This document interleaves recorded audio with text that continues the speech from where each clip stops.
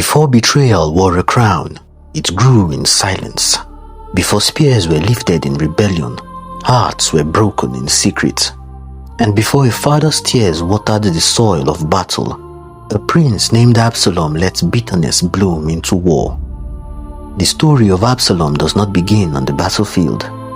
It begins in the shadows of the palace, in a house torn by unspoken shame. Now Absalom had a sister whose name was Tamar, and Amnon the son of David loved her. 2 Samuel chapter 13 verse 1. But this love was not pure, and what followed was a sin so vile, so devastating, it shattered the house of David from within.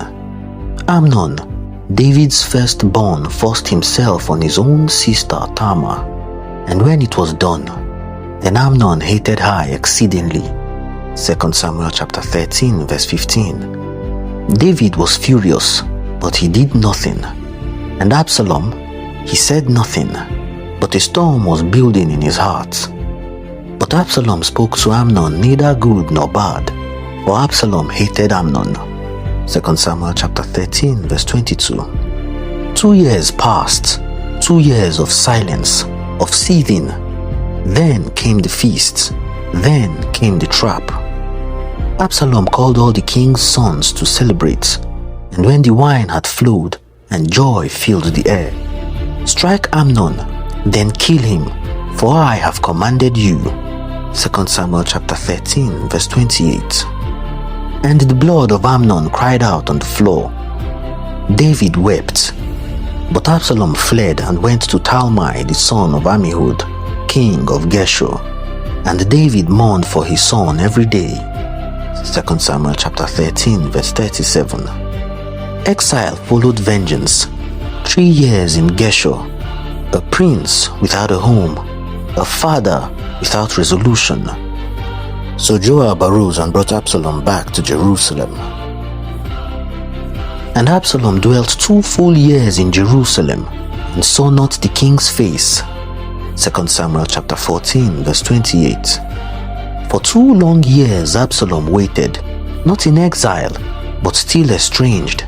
Though his feet were in the city of David, his heart remained in the wilderness, distant, burning, plotting. David's forgiveness was incomplete, the wound still raw, and in that silence, bitterness bloomed.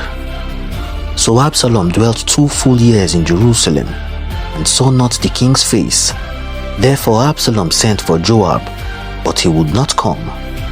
2 Samuel chapter 14 verse 28 and 29. Frustrated, Absalom set Joab's fields on fire. Yes, fire. For what other language does power understand? Only then did the commander come, and Absalom demanded what his heart truly longed for. Let me see the king's face, and if there be any iniquity in me, let him kill me. So David, weary and worn, summoned his son. They bowed, they embraced. But in Absalom's eyes, this was not reconciliation, it was strategy. And after this, Absalom prepared him chariots and horses, and 50 men to run before him. 2 Samuel chapter 15 verse 1. He stood at the city gate, handsome, charming, listening to the people. Your cause is good and right, he would say, but there is no one deputed by the king to hear you. He kissed their hands, he won their hearts. Day by day Israel turned its gaze, and the prince with no peace became the prince with a plan. Absalom stole the hearts of the men of Israel, and Absalom said unto the king, I pray thee, let me go and pay my vow in Hebron. 2 Samuel chapter 15 verse 6 and 7.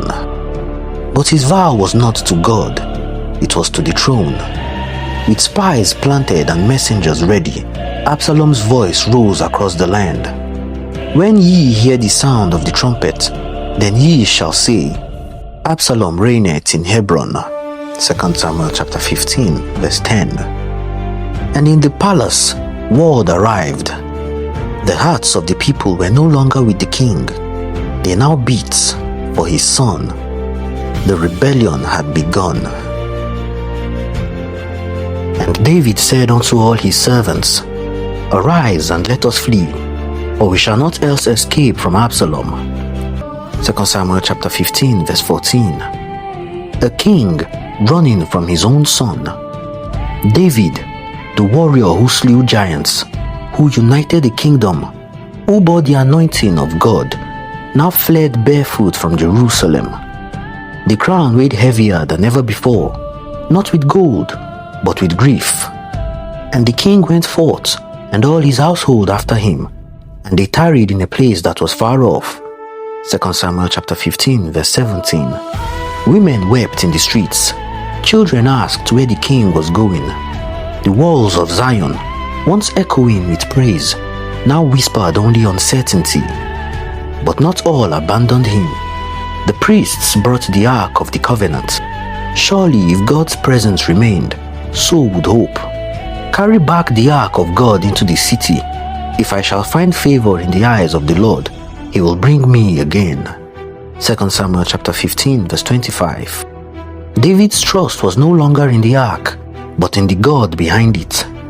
As he ascended the Mount of Olives, barefoot, with head covered, the people followed him, weeping. Each step a wound, each tear a confession. And all the country wept with a loud voice, and the king also himself passed over the brook Kidron. 2 Samuel chapter 15 verse 23 and 30. And when he reached the summit, word came, Ahithophel, his trusted counselor, had betrayed him, now whispering into Absalom's ears. David, the shepherd king, was being hunted by wolves he once fed. But even in his sorrow, he planted seeds of wisdom. Hushai the Archite, David's loyal friend, stayed behind to act as a spy, a whisperer of the king inside enemy walls. David may have been dethroned, but he was not defeated. While David wandered in exile, Absalom rode in triumph. And all the people came with Absalom into Jerusalem, and Ahithophel was with him. 2 Samuel chapter 16 verse 15. The usurper walked the palace halls his father built, slept in the chambers his mother once wept in, spoke with the voice of a king, but held the heart of a serpent. And Ahithophel, cunning, cold, whispered the dark counsel. His advice? Publicly humiliate your father, burn the bridges, make your rebellion irrevocable. So Absalom did. So they spread Absalom a tent upon the top of the house. 2 Samuel chapter 16 verse 22. Upon the same rooftop where David had once sinned, now Absalom defiled. Sin begets sin. Shadows echo through generations. But David, old, worn, grieving, remembered who he was. A warrior, a king, a man after God's own heart. And when news came that Absalom's army was moving, David rose. He summoned captains, divided his forces into thirds.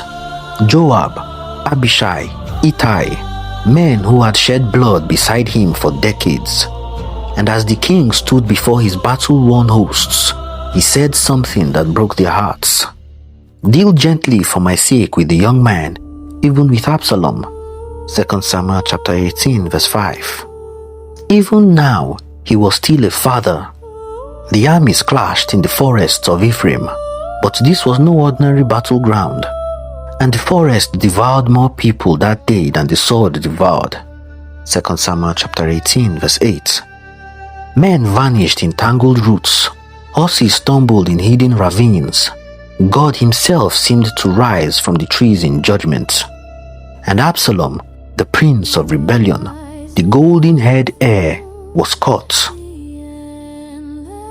Absalom fled, his army scattered, his pride broken. But fate had one final snare, and Absalom met the servants of David, and Absalom rode upon a mule. 2 Samuel chapter 18 verse 9. And as the mule passed beneath the thick branches of a great oak, Absalom's long beautiful hair, the symbol of his pride, became his noose. and his head caught hold of the oak, and he was taken up between the heaven and the earth. The prince dangled, helpless, alone, cursed by the very vanity he had nurtured. A soldier brought the news. Behold, I saw Absalom hanged in an oak. Joab burned with fury. You saw him and didn't strike him? The soldier feared the king's command. Beware that none touch the young man Absalom. But Joab had no such hesitation. He took 3 spears in his hand, and with ruthless efficiency, he thrust them through the heart of Absalom while he was yet alive in the midst of the oak. 2 Samuel chapter 18 verse 14. Then 10 armor bearers circled and finished the job, and the forest was still again. The rebellion over. 2 messengers ran to David. The second brought truth.